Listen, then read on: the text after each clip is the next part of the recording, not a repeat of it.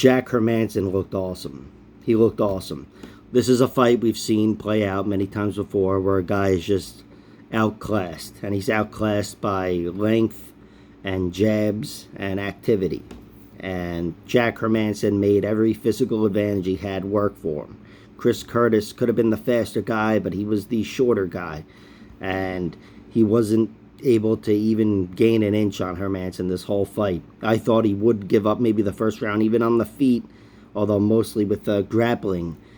And instead, and then take over and start to fatigue Hermansson with body shots, because I've seen Hermansson look uncomfortable on the feet so many times. But the reality is Jack Hermansson's better than I thought. I think he's better than a lot of people thought. And Chris Curtis, I mean, this didn't look like an even fight, and that's what it was on paper, you know, the betting line. They were dead even.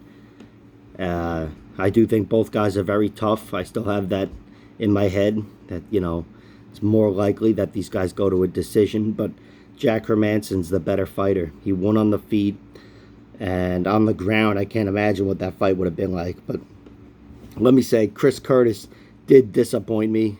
I don't want to give him too much shit because he's already apologized for it. But, you know, it's on the guy that's losing, that's clearly losing, to make something happen. If a fight is boring and fighter A is winning, it's on fighter B.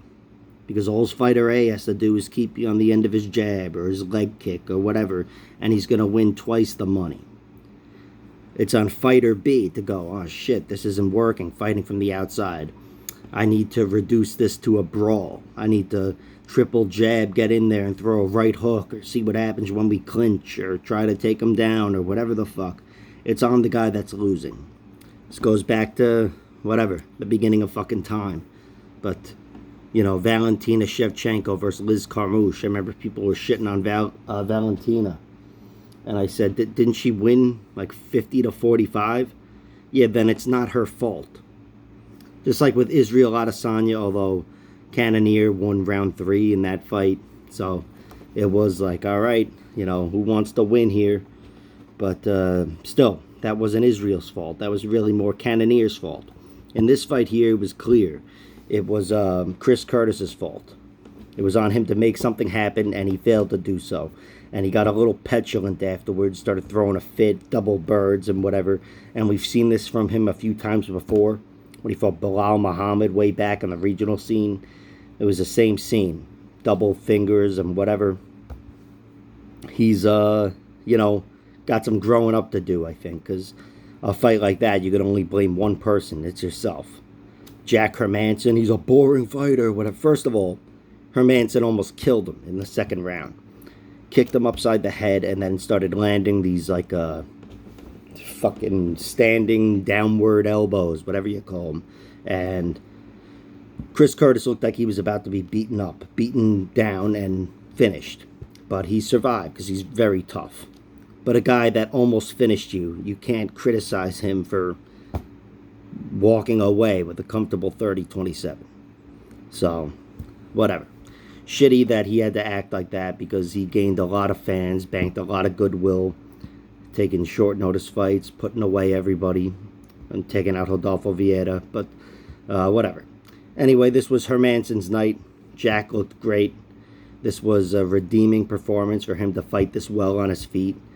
I thought, you know, he looked really good offensively. Although, it's just a stylistic matchup, I think, where he was able to get off on Chris Curtis. You know, Sean Strickland's a much taller fighter. He is a taller fighter, and he fights much taller. He fights longer. His jab is what won him that fight. Chris Curtis didn't have a jab. There was only one jab, and it was Jack Hermansson's.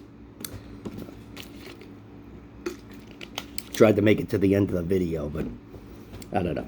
Dry mouth. By the way, this show is sponsored by Acadia Water. I'd like to thank Stop and Shop for believing in me. All right. Yeah, so great win for Jack Hermansson.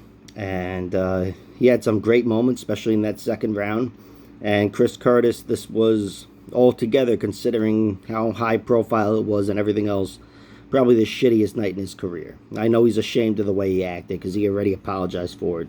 But, yeah, got to grow up, even behavior aside, outside the cage. His behavior inside the cage needs some wisdom, some maturity, because that was not a savvy veteran that's comfortably losing a fight and throws it away.